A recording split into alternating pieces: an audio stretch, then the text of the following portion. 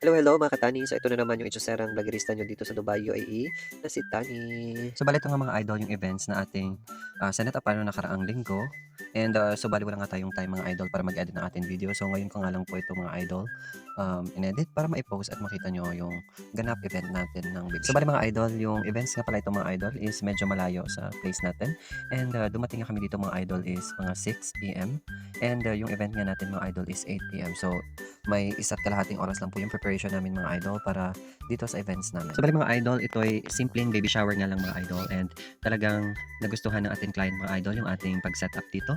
And hindi ko nga po pala ito mga idol magagawa kung wala ang ating madam assistant na si Sister Alessandra. Thank you, sister. Mga idol, simple lang yung setup natin mga idol. So, combination lang po ito ng white and silver and pink na balloons. So, nilagyan lang po natin ng bears dito and yung mga effect mga idol para gumanda lalo ang ating setup. So, bali, fast forward nga mga idol, pagkatapos nga ng setup natin, so nag-umpisa na yung event since nandito na po yung mga bisita natin and nag-umpisa na nga po tayo sa opening prayer mga Ayun sa mga idol, fast forward. Pagkatapos nga ng opening prayer, welcome natin dito yung both loving parents na si Kuya Joey and also si Ate Natalie for their opening remarks and also for them to welcome also the visitors. And so dito nga guys, nag-share ng experience si Miss Natalie ng kanyang pregnancy experience journey and also introducing the name of her future daughter na si Miss Jana Amira Rongavilla. Ayan, so dito nga mga guys, napatrivia na nga dito pala si Miss Natalie ng kanyang future baby name na si Jana Amira Rongavilla. So this Arabic name guys, which is Jana means paradise or garden and Amira also means princess. So, inspiring and napakaganda ng kanyang name. So, congratulations nga pala dito guys, aming host na si Miss April. So, napakaganda ng flow ng kanyang pag-host sa event from beginning until the end. So, congratulations Miss So, bali April. pagkatapos nga ng opening remarks ng mag-asawa mga idol, nag-umpisa na nga tayo dito mga idol ng ating palaro.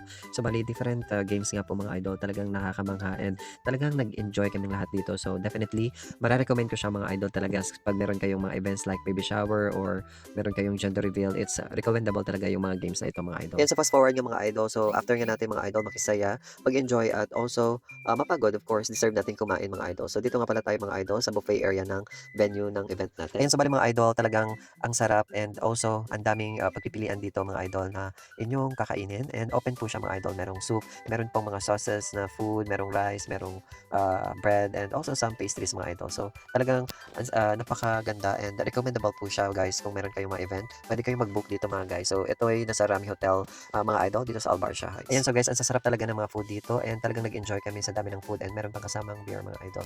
Looking for a perfect venue for your events, napakasarap na food, and also very accommodating na staff. So definitely, I can recommend to you the Ronchi Restaurant dito sa Rami Rose Hotel, Albarcia. So ano pa inaantay nyo, mag-inquire na kayo dito sa kanilang page, Ronchi Restaurant in Rami Rose Hotel. See you there!